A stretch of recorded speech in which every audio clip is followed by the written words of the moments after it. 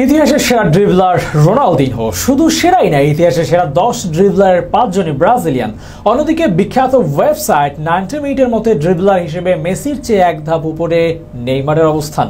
শীর্ষ 10 ড্রিবলারদের তালিকায় ব্রাজিলের 5 জন, আর্জেন্টিনার 2 জন ছাড়াও আছেন নেদারল্যান্ডসের, জার্মান, ফ্রান্স থেকে একজন করে। কারা এই শীর্ষ 10 ড্রিবলার তা নিয়ে বিস্তারিত থাকছে প্রতিবেদনে। ইতিহাসের সর্বোচ্চ ড্রিবলারকে সংখ্যার দিক থেকে মেসির নাম আসবে, তবে সর্বোচ্চ আর সেরার হিসেবটা একটু ভিন্ন। ফুটবল ভিত্তিক জনপ্রিয় ওয়েবসাইট 90 মিনিট সেই ভিন্ন দিক থেকেই নির্ধারণ করেছেন শীর্ষ 10 ড্রিবলারের নাম, যেখানে সাম্বার দলে খেলা 5 জন ব্রাজিলিয়ান জায়গা করে নিয়েছে শীর্ষ 10-এ 5 ব্রাজিলিয়ান, যেখানে শীর্ষ 2 জনও ব্রাজিলেরই। তাদের এই তালিকায় 10 নম্বরে আছেন ব্রাজিলিয়ান কিংবদন্তি রবিনহো। নেইমার জুনিয়রের এই আইডলকেই সেরা 10 ড্রিবলারের একজন মনে করে 90 মিনিট। এই তালিকার 9 নম্বরেই আছেন আরেক ব্রাজিলিয়ান কিংবদন্তি গাড়িচার। শীর্ষ 9 দেশের মতো 8 নম্বরেও আছেন ব্রাজিলিয়ান। ইতিহাসের নম্বর 9 রোনালদো নাজারিওকে এই তালিকায় 8 নম্বরে রাখা হয়েছে। তালিকার 7 নম্বরে টোটাল ফুটবলের জনক নেদারল্যান্ডসের কিংবদন্তি ওয়ান ক্রুপকে রাখা হয়েছে।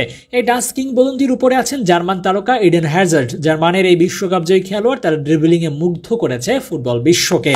ইতিহাসের সেরা ড্রিবলারদের তালিকায় শীর্ষ 5 নম্বরে আছেন ফ্রান্সের সর্বকালের সেরা খেলোয়াড় জিনেদিন জিদান। এই বিশ্বকাপ জয়ী নম্বর 10 আছেন তালিকার 5 নম্বরে। এই তালিকার শীর্ষ 4 জনের 2 জন ব্রাজিলিয়ান এবং 2 জন আর্জেন্টাইন। এই যেমন আর্জেন্টিনাকে বিশ্বকাপ জেতানো তারকা দিয়েগো ম্যারাডোনাকে ড্রিবলার হিসেবে ইতিহাসের চতুর্থ সেরা হিসেবে মানছে 90 মিনিট। ছোট গড়নের ম্যারাডোনা রেখে যাওয়া আর্জেন্টিনাকে যত্নে সাজিয়েছেন যিনি, তিনিই আছেন এই তালিকার 3 নম্বরে। তিনি আর কেউ নন, লায়নেল মেসি।